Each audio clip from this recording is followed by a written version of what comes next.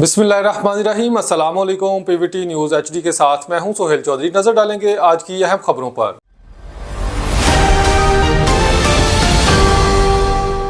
हारूनाबाद से नादिर हुसैन की रिपोर्ट के मुताबिक मुल्क भर की तरह हारूनाबाद में भी मिनी गुड्स ट्रांसपोर्टर्स की हड़ताल जारी।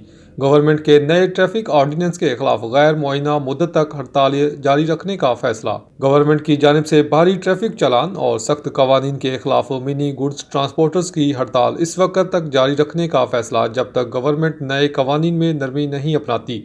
ट्रक मालकान का कहना है कि कोई ड्राइवर गाड़ी लेकर सफ़र पर जाने को तैयार नहीं, क्योंकि नए आर्डीनेंस के तहत अगर किसी ड्राइवर से खुदा न खासा कोई जानी माली नुकसान सरजद हो जाता है तो इसको हर्जाना 96 लाख रुपए अदा करना पड़ेगा।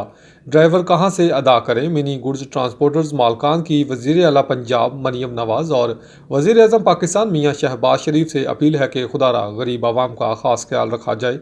गरीब आदमी का तो पहले ही गुजर बसर बहुत मुश्किल हो रहा है, मज़ीद ऐसे कानून बनाकर आवाम के लिए जीना दोबर न किया जाए।